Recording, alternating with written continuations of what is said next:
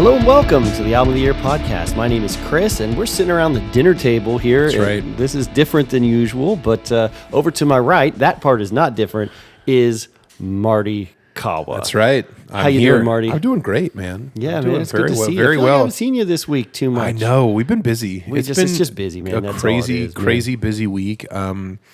I was on my way over here, stopped by the Whataburger to get a nice cheeseburger for dinner, and so here in Cedar Park, where Chris lives, just down Bell Boulevard, which is kind of a big thoroughfare here, right? Yeah, it's old 183. So 183 used to go through there. Really? And then they when they expanded the toll road, they kind of swung out a little bit farther to the east. But so it's still, but because it was 183, there's still a lot of traffic and stuff on that. So there's a place right by that Whataburger, I guess Italian restaurant called Nicky's Pizza and Pasta. Oh, yeah. And they have Stromboli. If you know what Stromboli is, It's kind of like a calzone, isn't it? it's kind of like a long sub-shaped calzone, but you cut it up like a that's pie right. kind of Right. portions. I've definitely had that before. So they have it there, but they spell it with an A, like Stramboli. Oh, Stramboli. Stramboli. It's totally different. Oh, Stramboli. Stramboli. That's something different. That's like it's Texas Italian. you want some of that? So I was doing a little voice when I was in the drive-thru. I was like, "Boy, you Chris, you go in there and you get some of that Stramboli, and it's quite good, you know." And I don't know what this voice. I don't know where I'm going with this, but it's just kind of like the old country guy that lives, somewhere far away. Yeah, just like recurring character on King of the Hill. Yeah, seriously, yeah. It's just like that guy, the guy that comes into Strickland Propane like once every 10 episodes or something.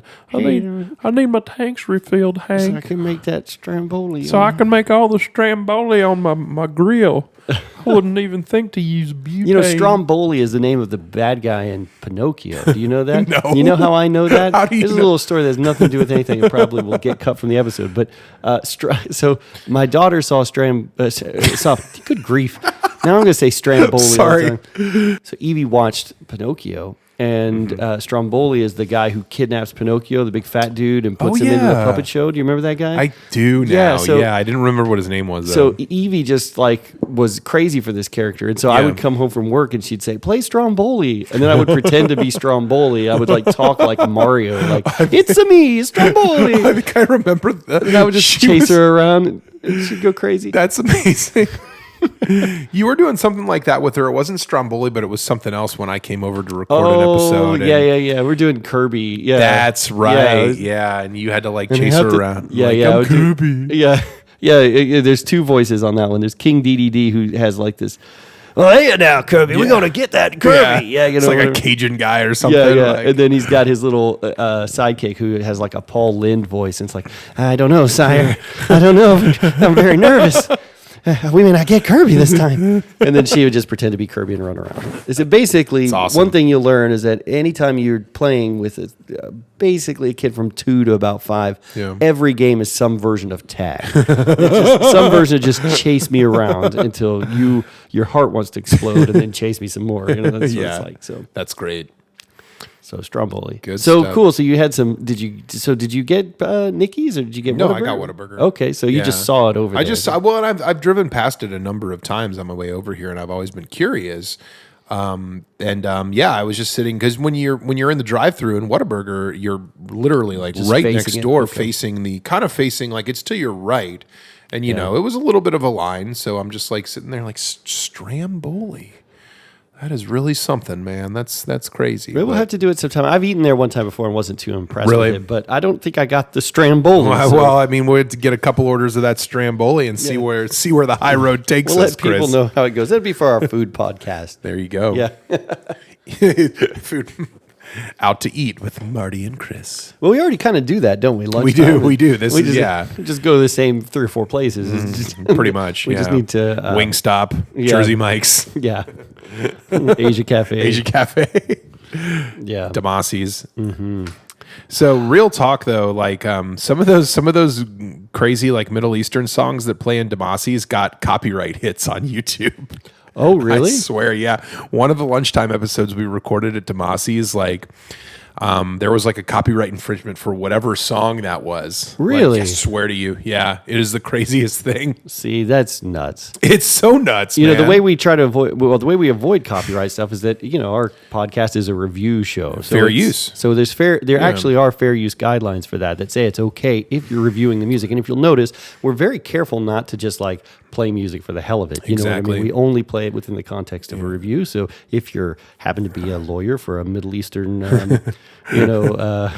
music, well, like in that case, we're kind of hosed, right? Because it is playing in the background. But that's ambient music in the restaurant. I don't think they can hit you for that. Maybe I'm wrong. Right. I don't think so either. Yeah, but anyway, cool, man. Well, it's good, the legal discussion at the beginning of the right? podcast. I always feel like we've got to, food and copyright infringement on YouTube. Very good, very exciting. Come to welcome to our TED Talk. Yeah, exactly. So this is what we're doing. This is the new millennial craze. We're combining food and legal advice. Yeah, what do you think? All right, what do you think? You get some tapas, and you get some tapas and some tax law. Yeah, some advice. That's the name of the podcast. Yeah, tapas and torts. Oh, hey, look at us. That podcast would probably do better than ours. But you know what? Oh, I don't care. I don't care either. Yeah. So what's our topic today for this our episode? Our topic. Yes, tapas. Yeah. our tort tapas. Yeah. Our topic today is hot takes. Hot takes. Hot takes. We got a lot of them. Oh boy. We do have a lot of hot takes. If you listen to the podcast, sometimes you may think it's all hot takes. Yeah, but, that's true. Especially the charts. Yeah, those are all. I don't know. I don't think it's really a hot take to be like, the Pussycat Dolls, they suck. Yeah, hot take there. James Blunt. It's kind of an controversial easy one. opinion, Chris. I don't know. Let me explain what a hot take is for those of you who don't live on the internet. There may be a few of you, because I said this to Steph. She was like, "Well, what's your topic tonight?" And I was like, "Hot takes," and she was like, well, "What is that?" She didn't know is what that a was band? at all. No, she doesn't. So a hot take hot chip? What is that? basically internet speak for saying, "Hey, this is something like a controversial opinion." Yeah, an opinion that goes against the norm. And Marty and I care too much about music not to have 1,000 hot takes a piece. I mean, we all we do have our strong opinions, and we've kind of prepared for this one. It's going to be interesting where it goes, but both of us have brought one hot take. That's true. So you got a controversial opinion, I got a controversial opinion, and we're just going to break them open and see how it goes. This is a lunchtime episode, obviously. I'm glad that we're using the Pro Audio today. Audio, so that's you guys right. Appreciate that. We are holding these mics. So that's right. It's like we got like an NBA All-Star Weekend feel right now. I was telling Chris, it's like I'm interviewing, James Harden to my right or something, and Beard's not that long, but Beard's. I was gonna say we don't do him justice, but whatever. Yeah, talking about the new Tyga album or something. Yeah, anyway. So the first hot take. So we'll start with mine, right? Yeah. So let's do it. The first hot take is something that I've suggested before. That's kind of come up in a roundabout way, but finally we're just going to straight up and go there. I think the Spice Girls were good. Yeah. And they were good for music. Yeah. And I enjoyed them at the time. And I've never really, my faith in the Spice Girls never really been shaken in the last 20 years. And that's a controversial opinion because back then, when I would say that, people thought I was absolutely crazy. Yeah. I thought you were, I don't want to say crazy, but I was really surprised. Yeah. I don't know how it came up in conversation, but after we recorded an episode, Chris and I were talking, and somehow the Spice Girls got brought up, and Chris was like, "Oh no, I like the Spice Girls." You basically said, there's certain things you can find appealing about them if you kind of peel the layers back, peel like the consumerism layers and the whole that kind of thing, and So that's my hot take, man. So we're gonna pretty hot one, I think. I mean, I don't know. It's weird because I feel like time's been kind to the Spice Girls to some degree, but. Definitely at the time, saying that you actually appreciated the Spice Girls, basically people thought, what are you, crazy? Right, right. But there's a lot of reasons why I think they're good. But there's a lot to unpack on how I reached the opinion because I'm not completely uncritical of the Spice Girls either. Right. And never was. So I don't know. You want me to just kind of explain how I got into them to begin with? Because it is a little weird. Yeah. Let's hear it. Okay, let's kind of start with Spice Girls I got origin to story. I got to admit up front, to some degree, my interest in the Spice Girls was a joke that got out of control.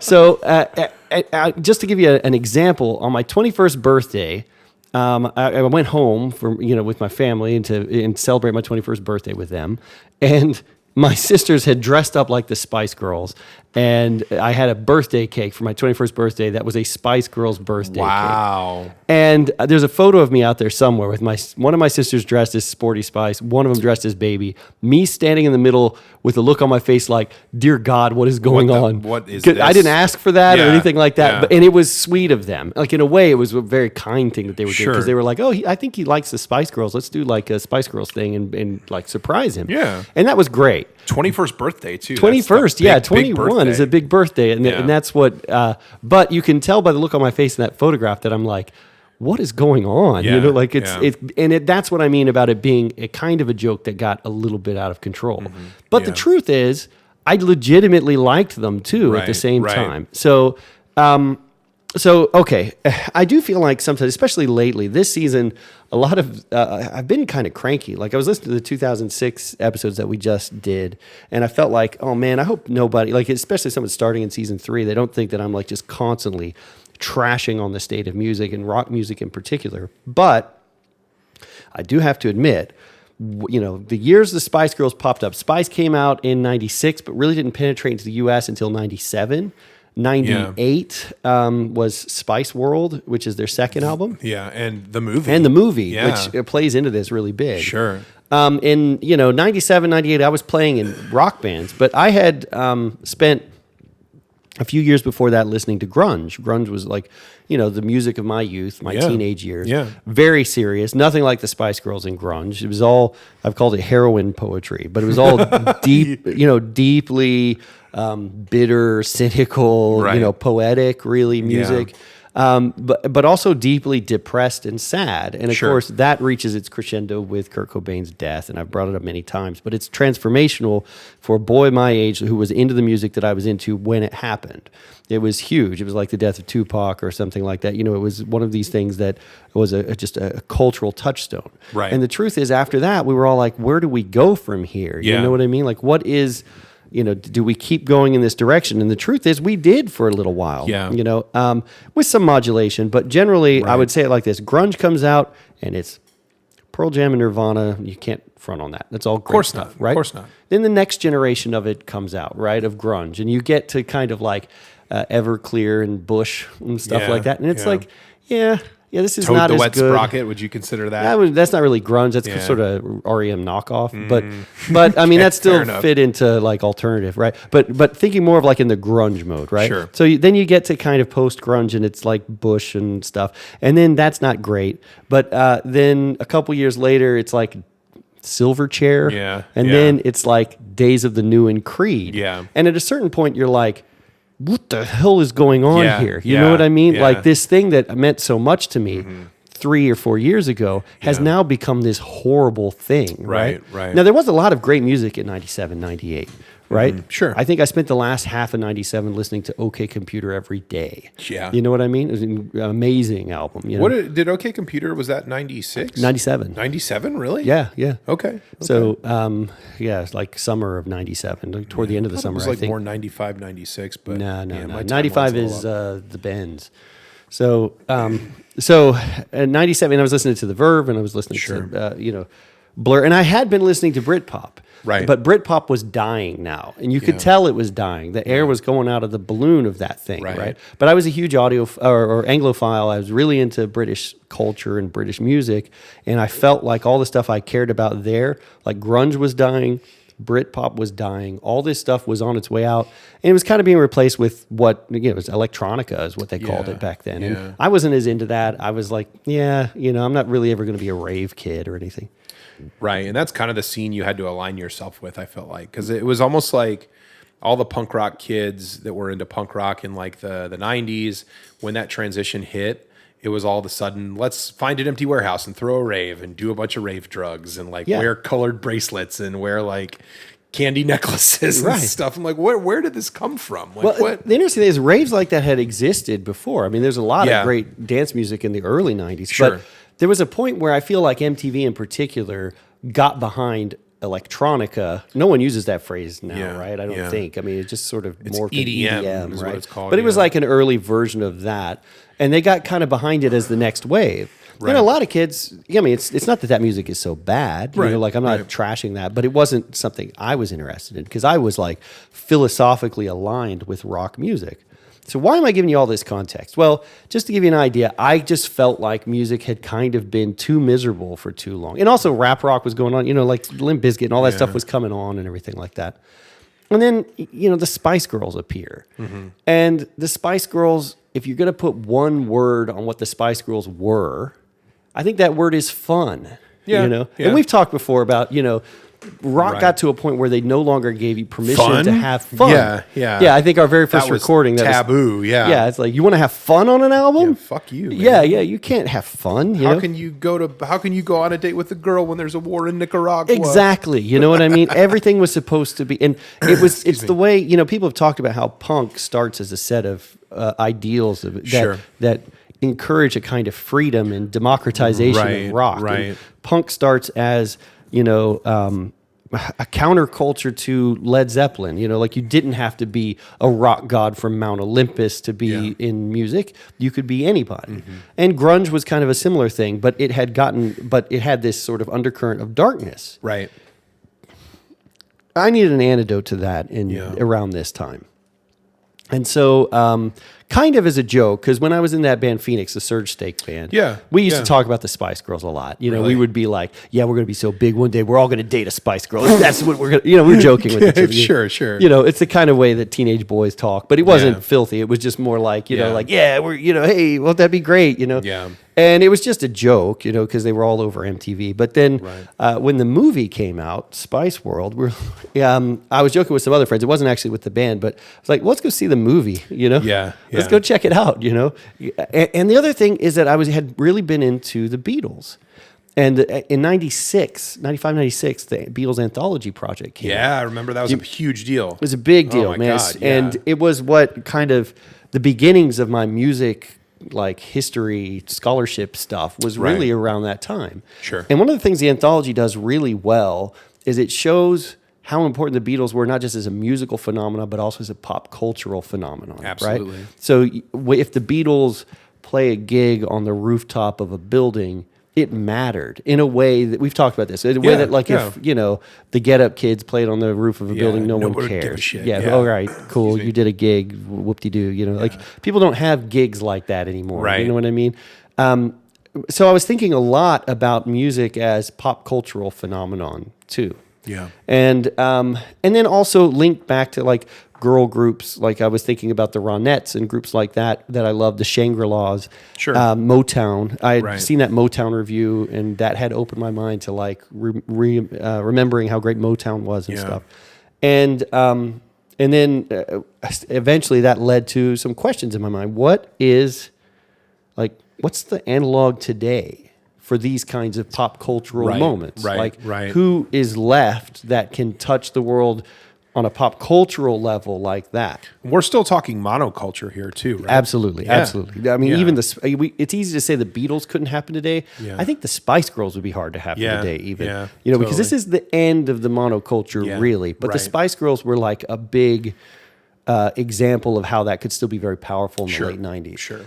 So the Spice Girls were the international pop stars at the time. And so I started to think, like, when Spice World came to the theaters, I was like, look, it's not going to be as good as A Hard Day's Night. It's not going to be as good as Help even. But it's a movie. It's a pop music movie, and people don't make those anymore. Right. Let's go see what it's like. What if it's crap? But it doesn't matter. Let's go check it out. And what it is it's hilarious. Yeah.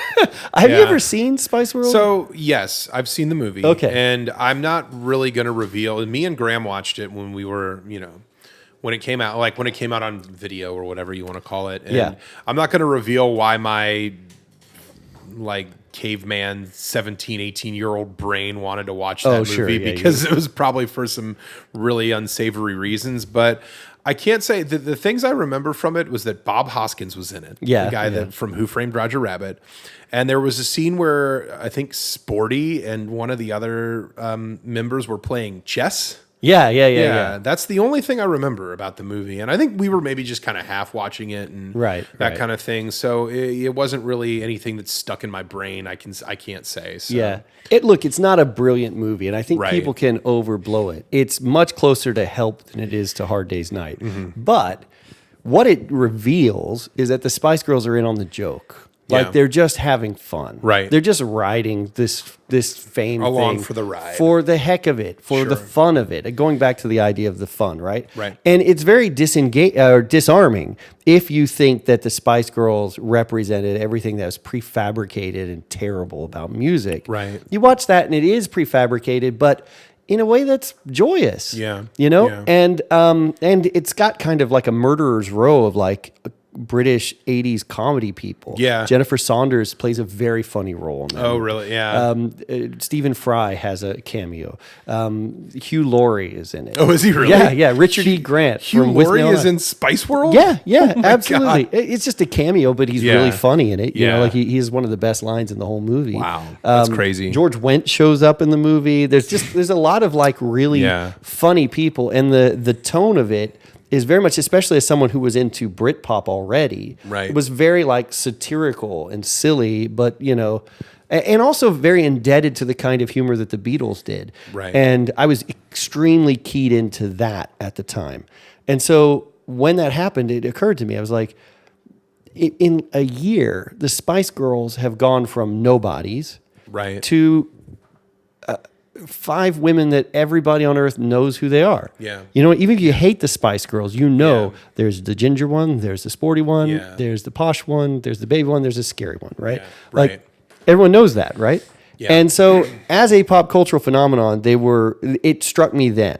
At that moment, it was the beginning of 98. And basically 1998 and into 1999 to some degree, in the background, you know, like this, I kind of like the Spice Girls, you know? Sure. It wasn't the only thing I listened to. It wasn't like I started with I told you I tried to get into a couple of other bands like All Saints and stuff, and it didn't go anywhere. You know, like I realized it was like, nah. Well, they were on the charts in 06, and did I bring that up? Yeah, we were talking about that, or that they got back together and did a tour or something. Yeah, or, something like that. Yeah, they were somewhere in the ether for the last year episode for sure. Yeah. So I realized it was like, well, this is not the beginning of like my super interest in like this kind of girl group. Yeah. But the Spice Girls themselves had something kind of special. So I went out and I bought the Spice World album. There were a couple of songs on that I really liked, a couple of them that are really silly, you know. But I started to really appreciate a lot of things about them, more as a cultural phenomenon than as a musical one, although I will defend them to some degree musically. Right. As kind of, I don't want to use the word original, but at least they had their own voice, you know. And so I just kind of followed the phenomenon almost the way that a reporter would, you know, like what's happening. And then, you know, you can see here, actually, I've got in front of us like 3 Spice Girls magazines from that time period that I've collected. So yeah, you have like, one of them's a Mad magazine. Yeah, it's a Mad magazine. It's a Win a Night with the Spice Girls or something. Is the kind of gimmicky contest sleazy magazines used to sucker readers. Zigga Zigga. Yep, Zigga Zigga. Which is great. You know, and then there's like a Spice Girls life story, and then one just on Ginger Spice. Wow! Wow! I didn't realize this was just Ginger Spice. Yeah, this is when she left the group or whatever. Wow. These I didn't buy these myself. These were given to me by my sisters, I think. As Jerry Halliwell goes solo. Girl power forever. Will the Spice Girls survive? I mean, I remember that Yahoo back then. Yahoo News had like, you know, their categories were literally like. World news, politics, Spice Girls. No, literally, it was like entertainment, blah, blah, Spice Girls watch. And I would click on that because it was free Google or whatever. It'd be like, all right, what's up with the Spice Girls today? And it would be kind of a chuckle, but also kind of, I was kind of interested too. That's so funny. So this is a long way to get, because we haven't really talked about the music or what the defense of the Spice Girls really is in that sense. But I wanted to kind of give you an idea that to some degree, I was still listening to like punk, and I was still listening to like all kinds of crazy stuff. But meanwhile, this sort of extremely commercial girl group had also kind of caught my attention, and I was appreciating them for what they were, I guess, more than anything else. So, what's your thoughts then? When I told you I like the Spice Girls, were you just like, all right, you're a madman? I didn't think you were a madman. So here's what I thought, Chris. when we had that conversation, and I'm sorry if I'm holding the mic too close. That's good. When we had that conversation, and You can bring it a little closer. we came to the means to an end that you were like, yeah, I kind of like the Spice Girls. The first thing I thought of was like, wow, that's really surprising, but I'm sure Chris has a good reason. I'm sure he can back that up. And that's essentially why I wanted to have this hot take. Well, dude, no, but you just did. Like, you just explained everything. So that's the first thing I thought of. Like, I know Chris well enough to know if he says something like that, he has his reasons as to why he thinks it's important, and he can see past certain things about the Spice Girls that might not be appealing to people like us who are music critics or whatever, So, so yeah, and that really was the antithesis, or maybe that's not the right word, but that was the kind of reason why I wanted to do this hot takes episode, because I knew you'd have some interesting things to say about this for sure. I've got a couple of more, so I'm sure you do. So, let's talk a little bit about like the appeal of the music and what the Spice Girls mean and where they're different from other groups. Right. So the 90s, right? What are good girl groups from the 90s? TLC. You could even Destiny's Child, I guess later, but late they're 90s. kind of, You could almost like Salt and Peppa's a girl Salt group. and Peppa, I guess they're kind of an 80s group, a little bit more, but in vogue for sure. Oh yeah, of course. like definitely like those three Sure. are probably the biggest ones, But other than those, and they were more early 90s or even late 80s, that's when they started. There hadn't really been a girl group like that in a while. And there weren't any afterwards. I think it's important to note. Like, not really. I mean, All Saints, and there's a couple of, like Shadazy or something. Shadazy, oh my God. But generally, like, I actually have more to say about Shadazy than you would think, but we'll revisit that. We'll come back to that. Now I'm intrigued. Yeah, I was a DJ on an internet-only radio station, and the format was country, and this was in 2000, and I listened to a lot of that shit back then, not really wanting to. So, so you've heard a Shadazy song. I've heard the whole record, man. I can't remember any of the songs, but I don't either. They weren't very memorable, but anyway.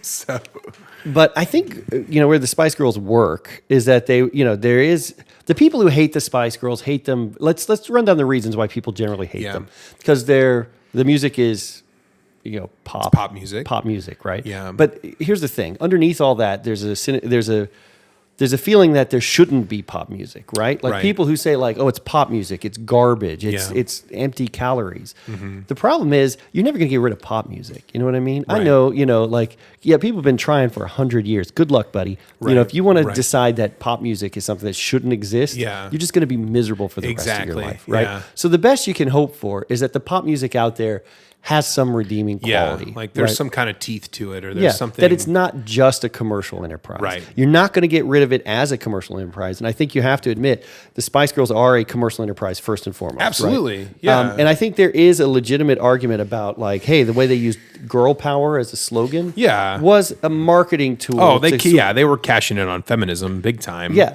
but here's the thing: was that bad for feminism? I don't think it was in the long run. Yeah. Because who was the market for Spice Girls other than one 21-year-old guy in Odessa, Texas? Right. You know what I mean? Like, it was 10-year-old girls. Yeah. And so think about what the Spice Girls songs typically are about. They're about the power of friendship. Yeah. They're a model for little girls to imitate. Like, hey, there's 5 of us. We're all have different interests. We're all a little different. Yeah. And yet we're all still friends. Yeah. Right? Like that's basically what is the core values of the Spice Girls. Right. Those are great pop music values. You know what I mean? Like those are, if you're going to listen to pop music and it's going to say that. Sure. It's successful. It's, it's a net good at that point. Yeah. Okay, so why else do they hate them? They don't write their own songs, right? But they do write their own songs. It's part of the problem. They do write their own songs. Well, in a way, yeah. Yeah. So they collaborated on songs. If you look at their songwriting process, and it's actually pretty funny. I haven't seen it in years, but you can see these videos that exist of them. Like there's like a couple of old guys sitting around a piano playing, and then the Spice Girls are just like throwing out lines. Yeah, like that's wild. Yeah, they're like, hey, how about never give up on the good times? Yeah, okay, I'll give you everything on this. I swear. Just promise you'll always be there. Yeah. And so it's sort of like they're sort of they're not really songwriting in the classic sense, but they're sort of within their limitations. They're they're writing the kinds of music that they want to hear. Right. Now, it does mean that a lot of their songs end up sounding kind of half-baked, especially lyrically. They Right, sort of sound right. like they were written by five girls Yeah. throwing lines out to somebody, Sure. who's kind of stapling them together. Yeah. But it does mean that they end up having a kind of original voice. There's no other band on earth that could have come up with a song like The Lady is a Vamp. Like you Yeah. have to have Jerry Halliwell in your band to come up with a song like that. Right. It's a ridiculous song, but it's an original song in Right, a way. You know what I right. mean? And so I think that it's one of those things where that voice and that sort of philosophy, and then the quality of the music is situational. Some of it's really good. I think "Say You'll Be There" is one of the great pop songs of the '90s. I think it's fantastic. I think It is a fun song. I agree. it's really great. When they have the phony baloney Stevie Wonder knockoff harmonica solo in the middle of it, I love that every time. Yeah. I will say too that I think that another thing. I mean, if we're just talking about things like cons, Spice Girls cons that go in the con corner. I mean, you could say that they're all sexualized to varying degrees. Some more than others. Some members more than others, I'd say. But I would say that's definitely, if you want to look at it from that too. I mean, Yeah, and that's a challenge. I'm not going to Yeah. 100% defend that or deny that. Okay, that's fine. Except to say that, like, their sexuality is also kind of tied into empowerment to a certain degree. Okay, that's fine. That's I think that's a little different from the Pussycat Dolls. Yeah. You know what I Yeah. mean? Where it's clearly there. I mean, because here's the thing: the Spice Girls weren't at the end of the day being marketed to horny 20-year-old guys. That's true. Like, they were being yeah. marketed to girls, and so that true. sexuality, while it's undeniable that it's a part of it. You've got Ginger with her boobs out, and stuff like that. And I wasn't saying that the sexualization of them was a con because, like, No, whatever. I get you. And I'm not- we could I get don't into like suddenly it's a hardcore feminist podcast. You're right, That's what yeah. like two dudes doing, trying to do a feminist podcast. Right, exactly. Yeah.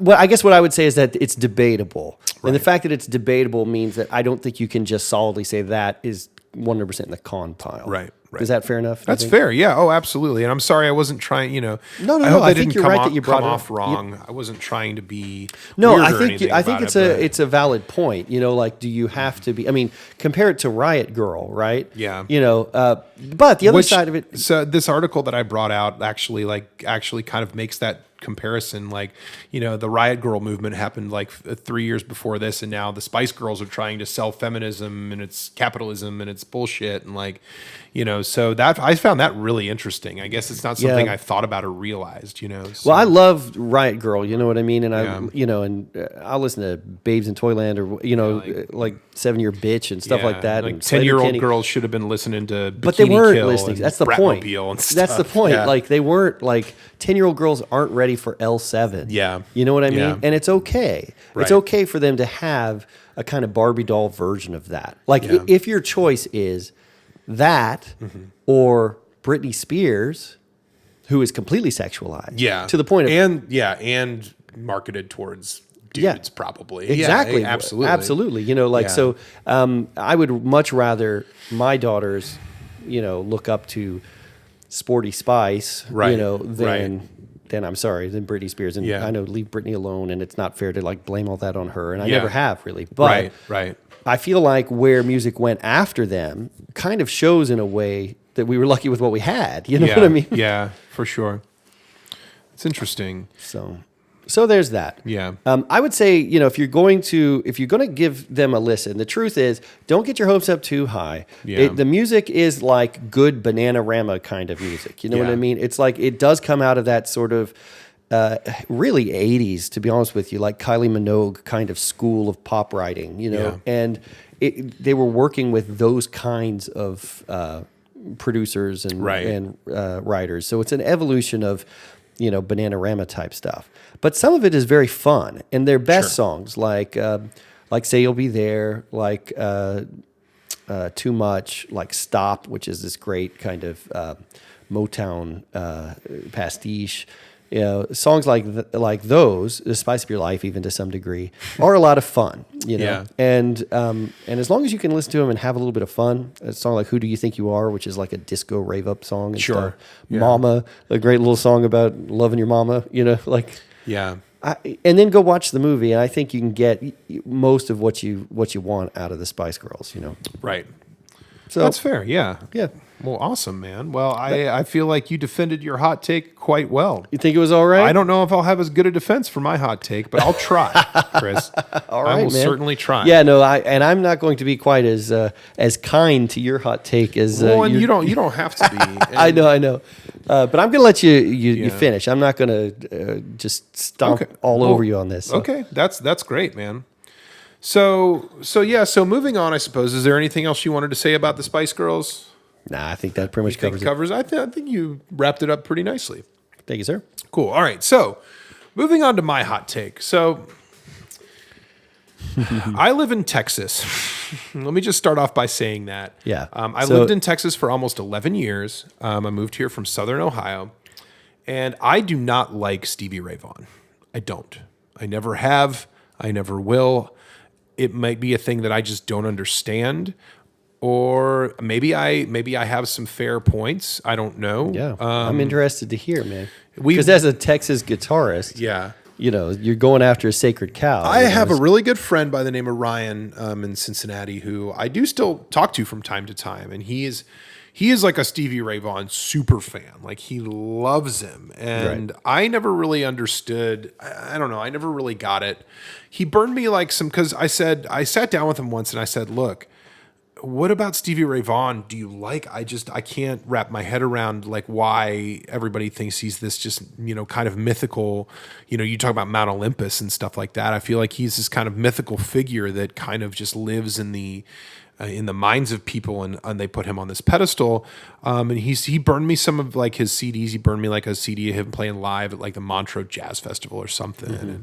And like, you know, I listened to them and I was like, this just kind of sounds like, you know, really sterile kind of white guy blues rock, you know? And it didn't really move me. And, you know, I was really into punk rock at the time, and I was a really staunch like punk rock guy. So that might have had something to do with it. And I've like tried to revisit it here and there. And I've brought up this hot take when me and Chris recorded a test episode just to see kind of how we sounded and see if we could actually, you know, keep a conversation going for more than an hour. And I kind of had a little traces of this argument. I kind of proliferated during that conversation. And yeah, Chris kind of gave me a shit eye for a little while, which he's kind of doing now, but that's okay. But to me, Stevie Ray Vaughan, now look, all of what I said aside, I'm not going to discount the fact that he is a great guitar player. Right. He's a very good guitarist, and I think he even did some important things on like moving the art form of the electric guitar forward a little bit. Like, I'll be honest, like I can say that even not really liking him or digging his music. The problem I have with it is it's just, you know, it's like he took the like Albert King and, you know, Hendrix, and he kind of took that stuff and he made his version of it was just not really interesting. I don't know. And like, you know, I remember saying in that conversation, like, he's not a visionary. Like, he's not someone that actually is trying to push things forward necessarily. Like guitar playing, sure. Musically, I don't see any visionary qualities behind Stevie Ray Vaughan. I mean, he's playing Jimi Hendrix songs. Like, you know, like he records an album and half the songs are covers, dude. It's like all you're doing is just like making this really like slick produced blues rock, and you're just like noodling on your fucking guitar. Big deal. Like, that's the problem I have, and that is the basis for my hot take. And I know I'm probably pissing off a lot of people with this opinion, and that's fine. You have a right to be angry and a right to be mad. So you can bring hate mail our way, aotypodcast@gmail.com. We'll read the best ones on the air. What a time to drop the I know. email address. We're going to inbox 10,000 emails in our inbox by next Wednesday. No. So that's kind of my my argument for my that's my defense of my hot take, I suppose. Yeah. Can I engage with a couple of those ideas? Sure. Because I will admit to you that I think you're right that he kind of mixes Albert King and Jimi Hendrix, and I've always said he's kind of like Jimi Hendrix with all the weirdness sucked out, right? Which is half of what you love about Jimi Hendrix. So then the question becomes, well, what's left? Well, what Stevie Ray Vaughan does, I guess, and so I get that to a degree. But I think characterizing it as white guy blues and getting onto it for things like doing cover songs and stuff like that, I don't think that's really that fair because for two reasons. Okay. One, he's a true believer in the blues. Like you can tell that from every ounce of his body. So yes, he's a white dude, but he's a guy who played the guitar played blues guitar and lived a bluesman's life. Yeah. Pretty much every day of his life before he became, world renowned or anything like that. Right. So, in the sense that, blues is often determined by who paid their dues or not. I don't think you can argue that Stevie Ray Vaughan didn't pay his dues. So I think that just kind of dismissing his white guy blues, the guys I dismiss as white guy blues are guys who went to Berkeley School of Music and then decided that they're bluesmen. You know what I mean? Like, upper middle class white guys. Like that's white guy blues. All the guys who were after Stevie Ray Vaughan died, there were all these like what they called the Stevie Ray Vaughanabees, who were trying to kind of fill the hole of Stevie Ray after Stevie Ray Vaughan died. The Stevie Ray Vaughanabees. Make fun of those guys all you want, because those guys were, many of them. You want to hear what the irony of that? What you just said, Chris? You were referring to John Mayer. John Mayer inducted Stevie Ray Vaughan into the Rock and Roll Hall of Fame. A Vaughanabee himself. Yeah. There you go. And that doesn't make me happy. You know what I mean? Because I do think, especially as an Austinite and as a guitarist who likes Stevie Ray Vaughan, not loves, but likes Stevie Ray Vaughan. Right. I hate to hear him characterized the same way as some of these guys who didn't, live their life out of a whiskey bottle like this guy did, playing at Antone's when that was no big deal. When that was where the actual record shop is now. And that was the club. Yeah. Like this is a guy who wasn't like born on third base kind of guy. Right. And a guy who even after he became world famous did have his own struggles and stuff, especially with alcoholism and stuff like that.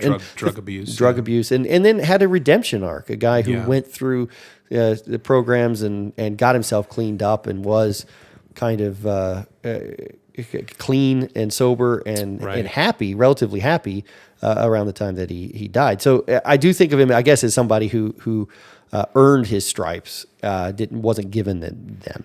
The second part of it, the covers, dude.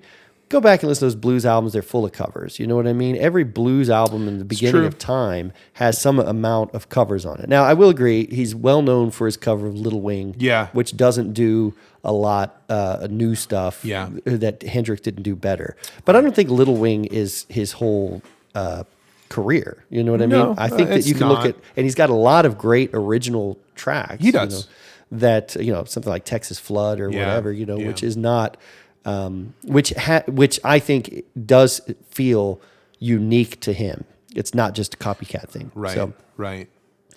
And all the noodly guitar stuff, talk to every other bluesman. B.B. King, same shit. You know what I mean? Like it's going to be the same thing. So let me rebut this argument that you're making a little bit. And this is probably going to have to do with my personal taste, which a lot of people are going to bash, and a lot of people are going to be like, "Well, Marty, that's just the way you think, and that's why you don't like it." But here's the thing. So the mythical, the whole kind of like mythical arc of blues, it doesn't really get me off like it gets a lot of people off. Like it doesn't, the whole like I woke up with a whiskey bottle in my hand and I was fucking, my hands were calloused at 3.5 years old and blah, blah, blah. And I paid my due. Like, I don't think like, and I'm not saying like every musician, who's trying to be Stevie Ray Vaughan and has a Berkeley degree or whatever. I will call bullshit on that all day still, just like you, but I don't really care about the mythology of kind of like, well, he's kind of, he deserves this. Not that he deserves it, but he's kind of like,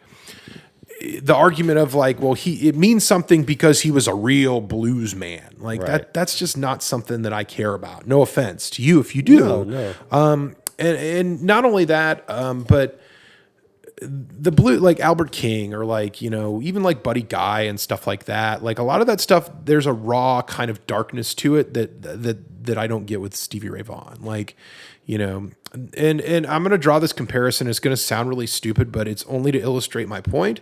My friend Mike, who's really big into jam bands, we've talked about Phish and the Grateful Dead before, and how Phish like is just fun and their jam sensibility is rooted in jazz, while the Grateful Dead is rooted in country, and there's some darkness to it. Okay, and I feel like you can draw that same comparison here. Like all those cats that he were influenced by were great, don't get me wrong, but there's a darkness and there's kind of an edginess. The music is in the edges, right? Right. You can see the edges a lot more in the stuff that Stevie Ray Vaughan was influenced by than Stevie Ray Vaughan's actual music. I don't feel like there's any edges there, personally. Now, that's just my experience, and I will say that I'm more of a jazz guy. I'm not really a blues guy.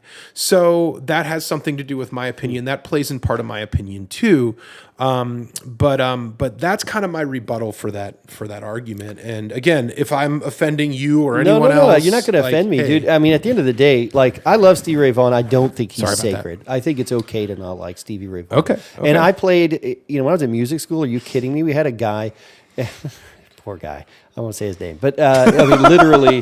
Wore Stevie Ray Vaughan his hat, and he had his initials on his guitar, the way Stevie Ray Vaughan had his initials on his guitar, and literally just no shame about it. Just like I'm completely a Stevie Ray Vaughan and I'm not even self-aware enough to realize that's what I am. And those kind of guys were funny in a way, and they did seem to kind of be a bastardized version of the blues. So I get that, but no edges in Stevie Ray Vaughan. I mean, maybe comparatively to like, it's not Robert Johnson, but it's not John Mayer either. Right. You know what I mean? Right. Like I hear plenty of edges in Texas Flood. I still hear plenty of edges in Life Without You. You know what I mean? And I would say that there is a darkness in it, particularly the substance abuse stuff. Sure. Cold Shot, stuff like that. Yeah. And then I just think the musical ideas stand up on their own. It is a different kind of blues, though. It should be pointed out. It's Texas Roadhouse blues, which is a little wider to some degree. I would agree, but it's not trying to be Chicago blues of the 50s. You know what I mean? It is some. It's not. He's not trying to be Muddy Waters. He's closer to Albert King, I guess. But and then on the thing, blues is an ethos as much as punk is. Sure. And it's a working class ethos. It's a black working class ethos, a sharecropper's ethos. You know what I mean? Yeah. And in a sense, Stevie Ray Vaughan doesn't belong in that part of the conversation. But I think that the ethos itself grows out of that. I'm always going to respect that. I don't think I know blues musicians, friends of mine, who have wrecked their lives trying to pay their dues as bluesmen. So I understand how destructive it is. Sure. But in a way, that makes me respect it more, not because it's good for you, but because it's so dangerous for these guys. Right.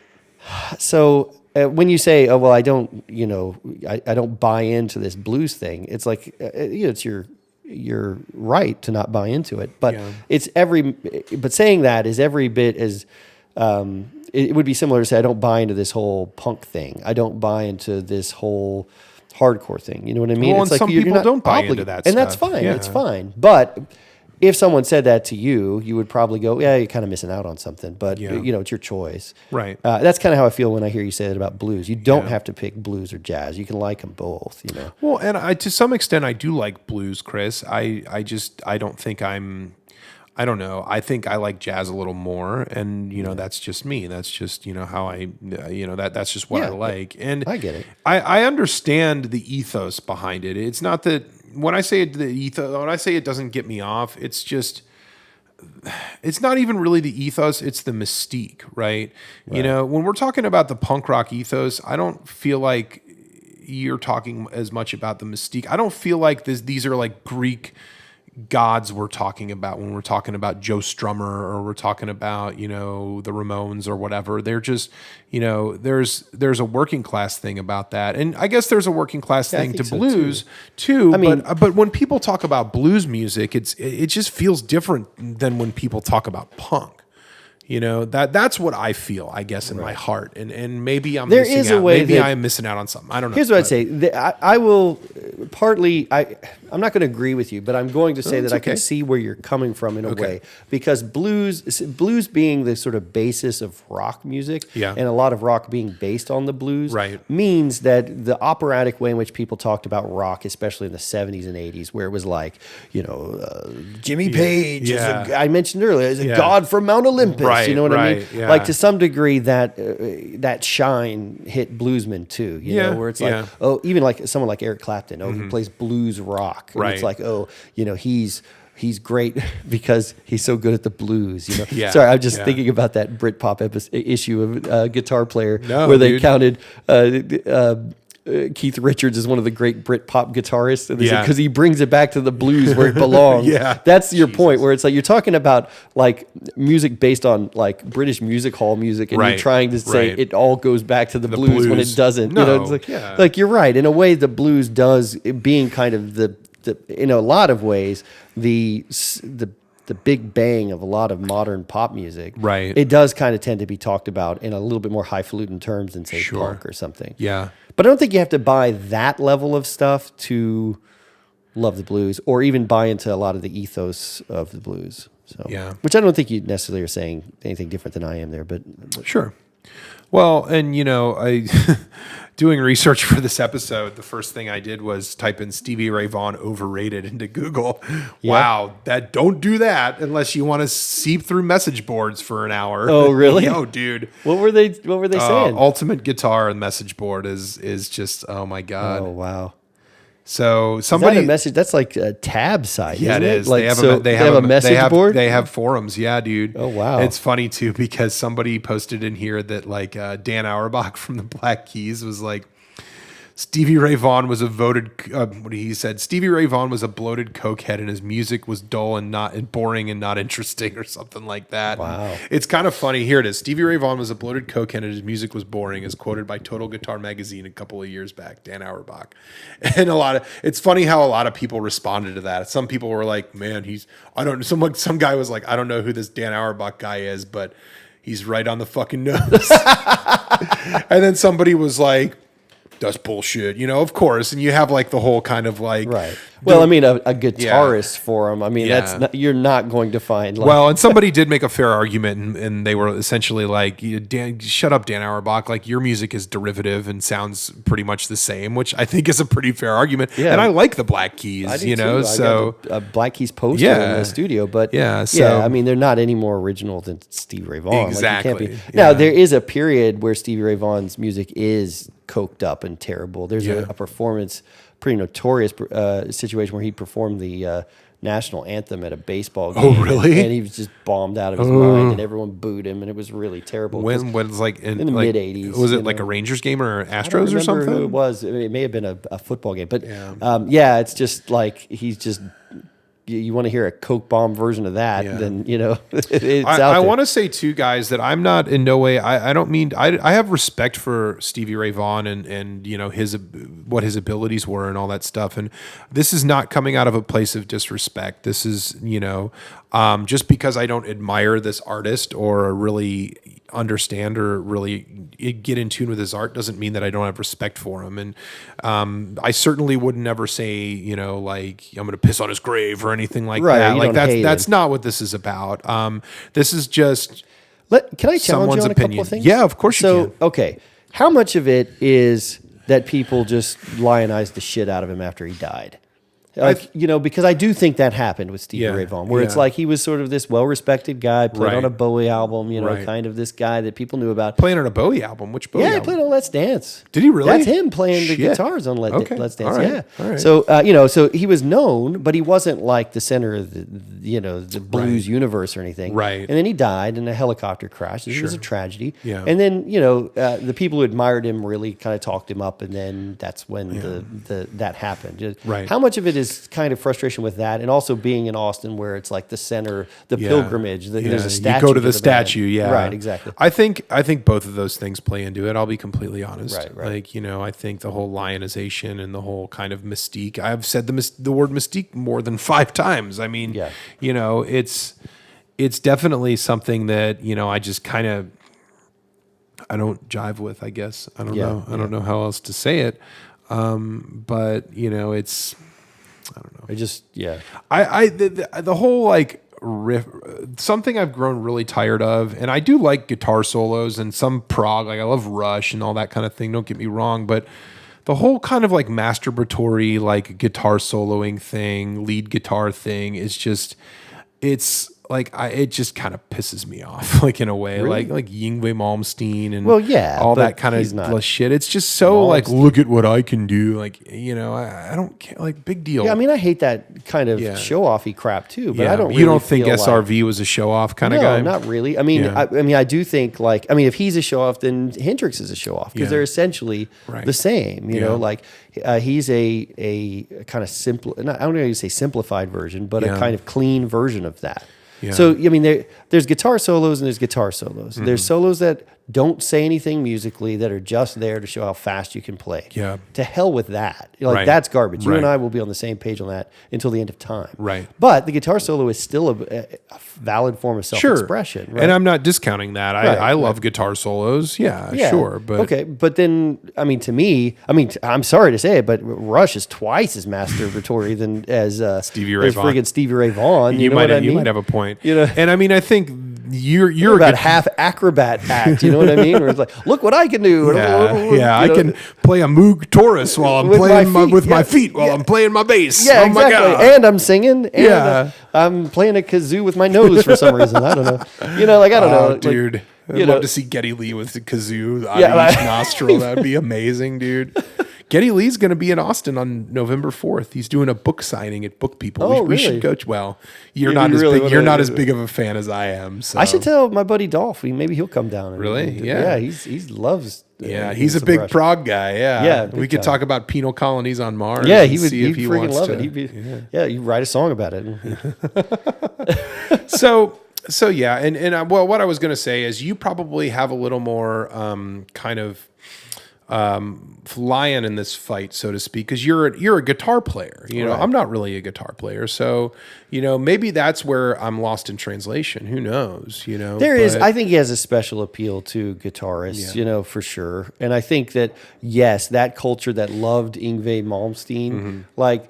That culture loved Stevie Ray Vaughan too for some dumb reason. Exactly. You know what I mean? Yeah. Like, and I get that. And it was the 80s. Like when that guy said he was a coked up, bombed out dude or whatever, playing cliches, to some degree, it's the nature of the times he was in. I think if he had continued to play, if he was alive and he was still playing, he would not be this institution. But I think he probably would have made even better music that was recorded better. You know what I mean? Because the changes of the times, I think, would have been sympathetic to what he was good at. Right. Right. So to some degree, it's like, there's a little bit of more reverb on this than there needs to be, or whatever. The drums don't sound all that great. And I think that's true, but I think as a guitarist, I'll say this: I never once in my life wanted to play guitar like Stevie Ray Vaughan, but I sure as hell respected it. Yeah, and look, again, I'm going to say this just one more time, but please, at the end of the day, realize that I don't hate Stevie Ray Vaughan as a person. No, we get I don't even really hate his music. I just think it's overrated. I think it's overrated, and that is my hot take. Well, it was one hot take, man. Sure was, man. Walking around Austin with that hot take in your back pocket, man. You're liable to get shit beat out of you, man. Yeah, if Marty's not on the next episode, it's not because I kicked him out. It's because he's a dead man. He had a mouthful of Stromboli. Yeah, he got. He talked shit to some guy who likes Stevie Ray Vaughan, and now he's dead. Then he got stabbed.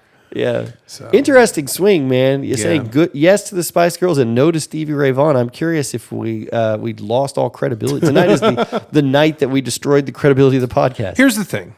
I feel like, with these opinions, I feel like we backed them up I feel like we backed up our opinions well. We had talking points. We communicated why we have these hot takes essentially, and that's what it's really all about.